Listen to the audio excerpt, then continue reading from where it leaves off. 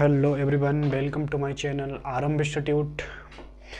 तो फ्रेंड्स, आज एक नए टॉपिक की शुरुआत करने वाले हैं। इस टॉपिक का नाम है किरचॉफ के नियम। क्या होता है कि एक वैज्ञानिक हुए, जर्मन भौतिक वैज्ञानिक। ये कहाँ के थे? ये जर्मनी के थे। कहाँ के थे? जर्मनी के भौतिक वैज्ञानिक थे। इन्होंने कुछ नियम प्रतिपादित किए। एक भौतिक विज्ञान का इनका बहुत पॉपुलर नियम है किरचॉफ के वैद्युत परिपथी संबंधी नियम। अगर इस टॉपिक की बात करें, ये बोर्ड एग्जाम के लिए बहुत ज़्यादा इम्पोर्टेंट है। हर साल क्या होता है कि 7 सेट बनते हैं।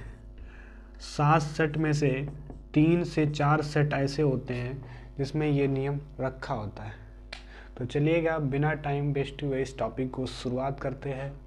तो ऊपर सबसे पहले हेडिंग लगाएंगे किरचॉफ के नियम। किरचॉफ के नियम। इसमें होता क्या है कि एक वैज्ञानिक हुए, जर्मन भौतिक वैज्ञानिक, जिनका नाम अगर पूरा लिया जाए तो गुस्ताव रॉबर्ट किरचॉफ। इनका ये पूरा नाम था, गुस्ताव रॉबर्ट किरचॉफ। इन्होंने क्या किया कि 1845 ईस्वी में एक नियम बनाया, और ये नियम जो था वो धारा एवं वोल्टता संबंधी था। किससे संबंधित था? धारा एवं वोल्टता संबंधी नियम था। इन्होंने 2 नियम बनाए कुल मिला के। किन्होंने?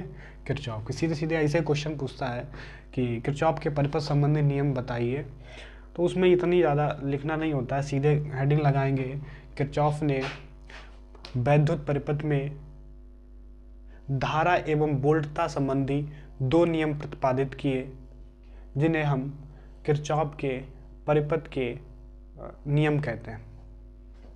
ठीक है, तो यही इसका बेसिक था जहाँ तक है। इन्होंने 2 नियम कौन कौन से प्रतिपादित किए, चाहो तो इसकी हेडिंग लिख सकते हो किरचॉफ के नियम डाल के ऐसे। तो यहाँ लिखेंगे किरचॉफ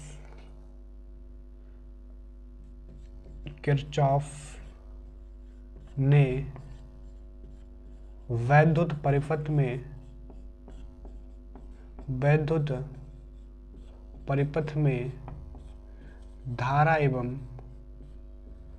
धारा एवं वोल्टता संबंधी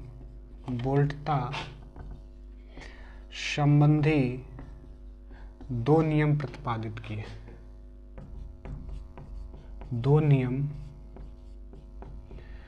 नियम प्रतिपादित। देखो बेटा, प्रतिपादित करने का जो मतलब होता है, मतलब उन्होंने बनाए कुल मिला के, है ना।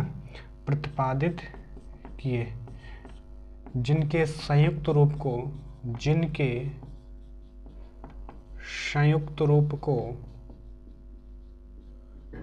क्या कहते हैं? किरचॉफ के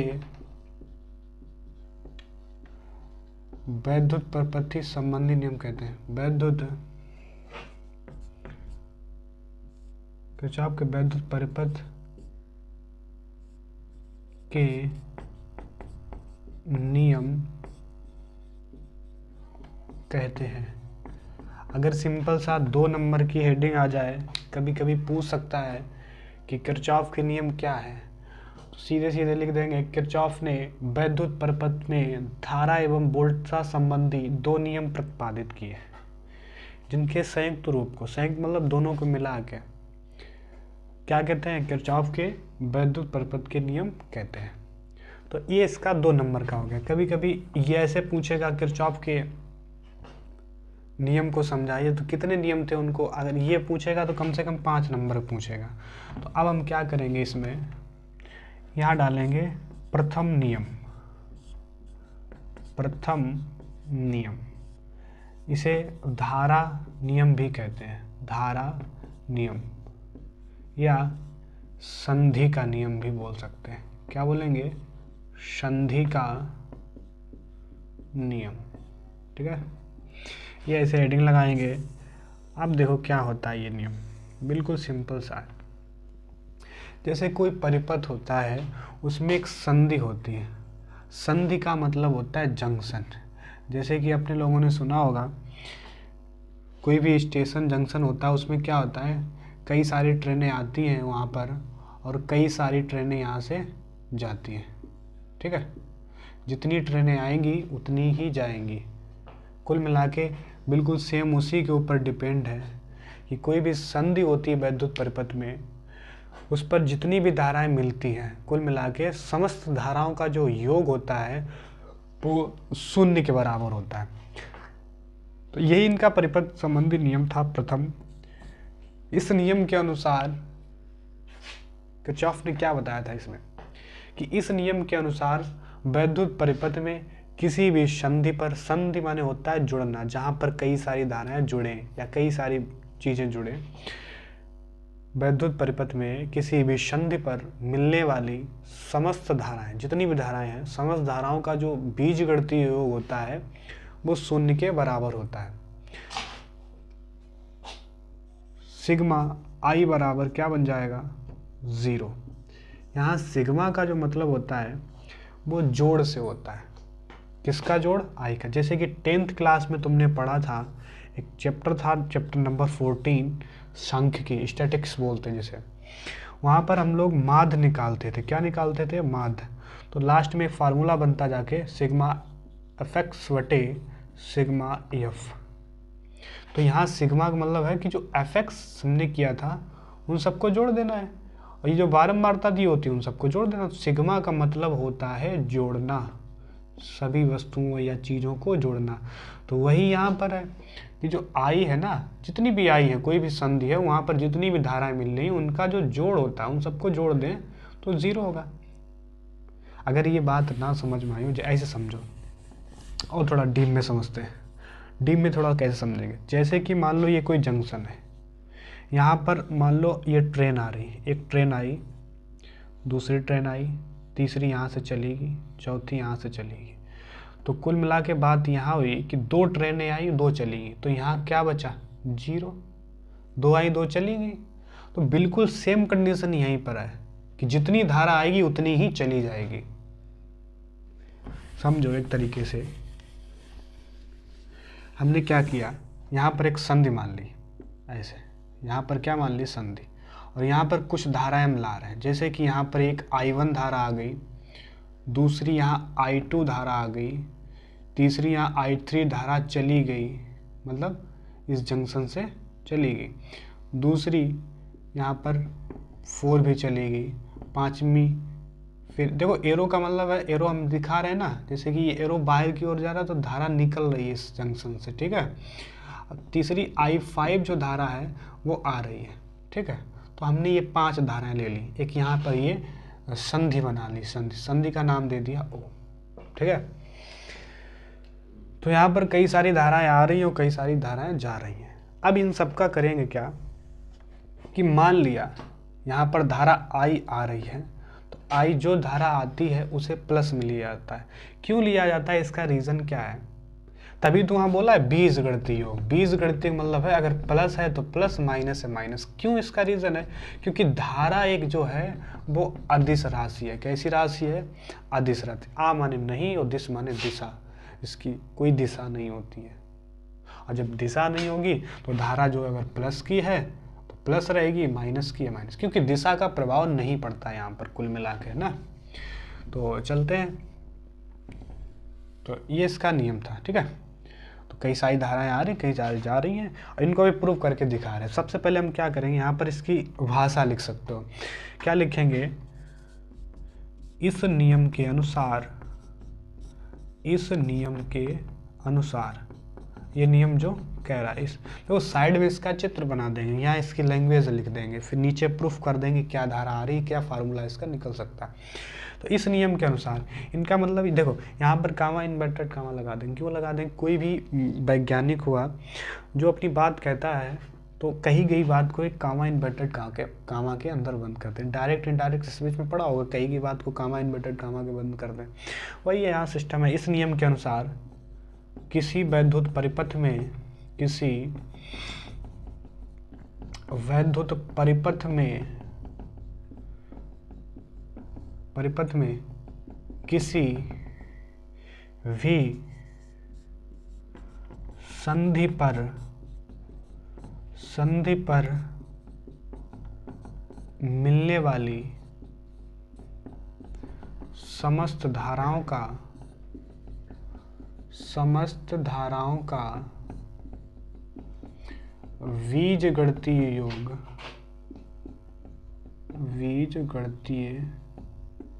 ये बीजगणितीय लिखा है बेटा, यहाँ I5 धारा आ रही, आगे बढ़ा दो इसे। बीजगणितीय योग क्या होता है? योग शून्य होता है। क्या होता है? शून्य होता है। बिल्कुल ऐसे छाप के लिखना है बोर्ड एग्जाम में, पूरे नंबर मिलेंगे। तो यहाँ ऐसे सिग्मा का चिन्ह बनाएंगे। सिग्मा का मतलब ही बताया, या जोड़ दो किसको? आई को। वो कितना होता है? 0। ठीक है, अब इस चित्र को समझते हैं थोड़ा और डीप में। हमने क्या कहा कि ये जो संधि है, तो मान लेते हैं, माना संधि पर मिलने वाली धाराएं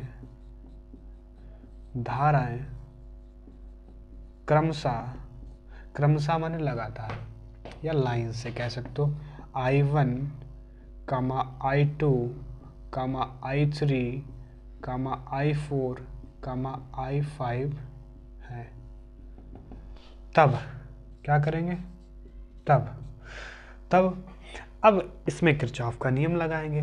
तो धारा जो आ रही है वो प्लस की होगी, और जो जा रही है वो माइनस की होगी। तो चलते हैं, देखो I1 आ रही है संधि पर, देखो आ रही है संधि पर, तो ये काय की होगी? प्लस की होगी। अच्छा, I2 भी आ रही है, तो ये भी प्लस की होगी। जो I3 बाहर जा रही है, तो ये काय की होगी? माइनस की होगी। I4 भी काय की होगी? माइनस की होगी।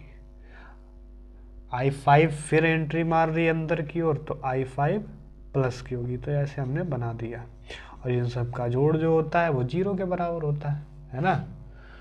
तो जगह तो नहीं है, देखो एक काम और करते हैं, यहाँ पर आगे बता दे रहे हैं। I1 इसको यहीं छोड़ते क्योंकि ये प्लस का है।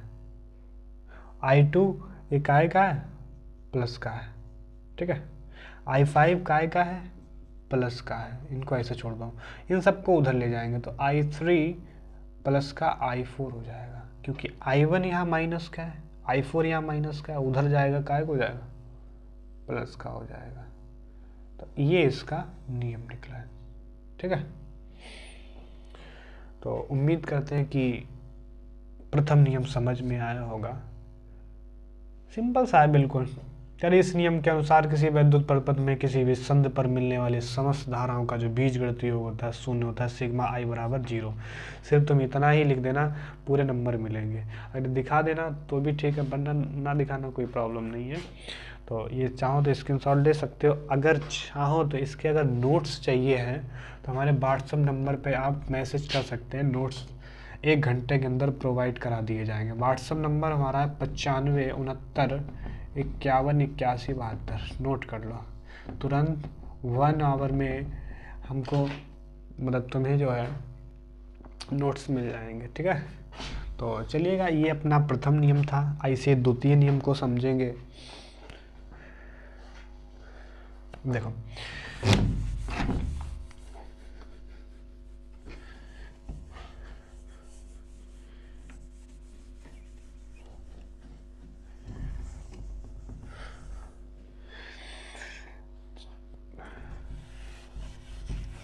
द्वितीय नियम थोड़ा कठिन है, लेकिन हम इतना सिंपल बना देंगे कि जिंदगी भर नहीं भूलोगे।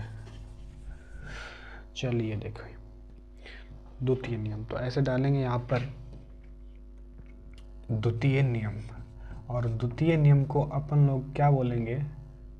द्वितीय नियम। इसका दूसरा नाम होता है वोल्टता का नियम। क्या बोलते हैं इसको? वोल्टता का नियम, या इसी एक और भाषा बोलते हैं इसे, दूसरे नाम से भी जानते हैं, बंद पास का नियम। बंद पास का नियम।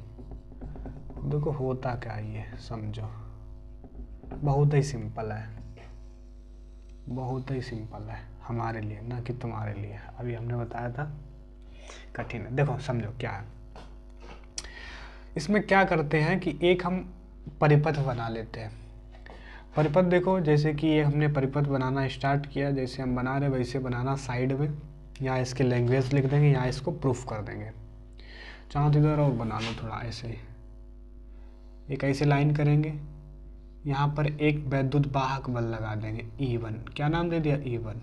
थोड़ा और आगे बढ़ेंगे, यहाँ पर एक प्रतिरोध लगा दिया जिसका नाम दे देंगे R1।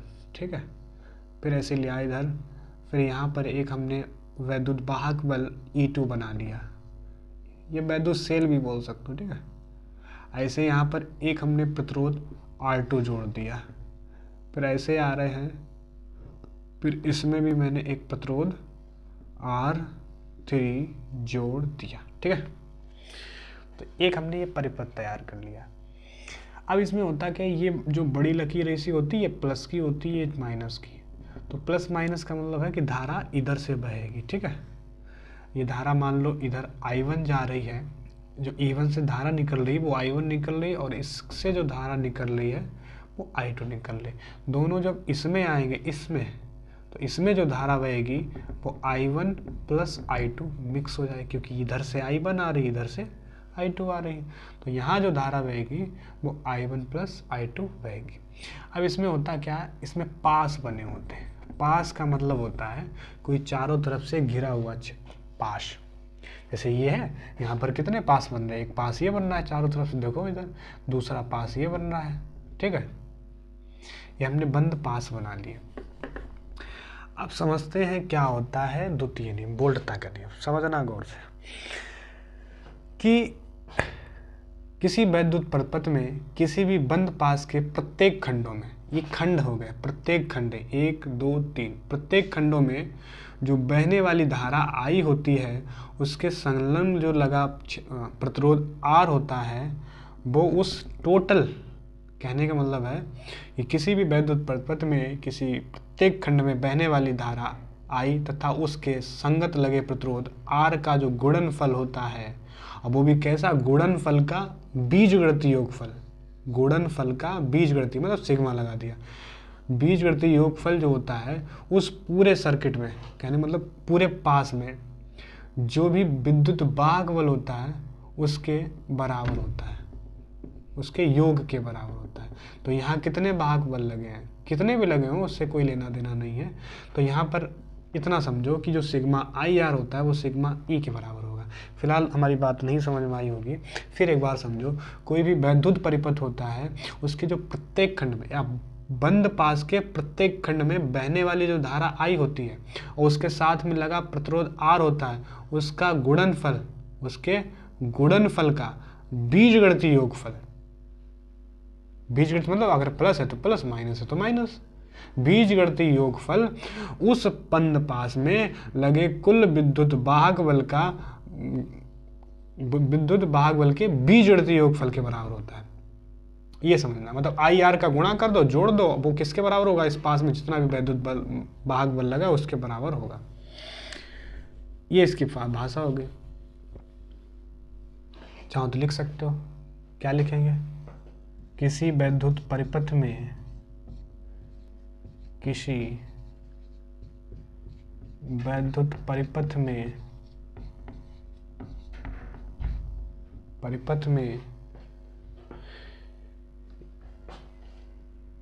वैद्युत परिपथ के बंद पास के प्रत्येक खंड में, बंद पास के प्रत्येक खंड में बहने वाली धारा I, धारा को काहे से लिखते हैं, I से लिखते हैं, धारा I तथा उसके संगत लगे प्रतिरोध तथा उसके संगत लगे प्रतिरोध, संगत लगे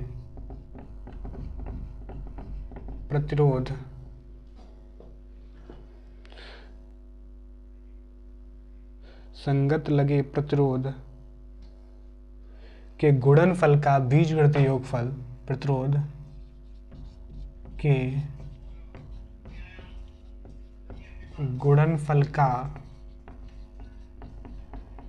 बीजगणितीय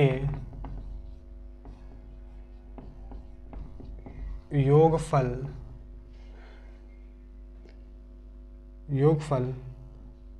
बंद पास में लगे कुल विद्युत वाहक बल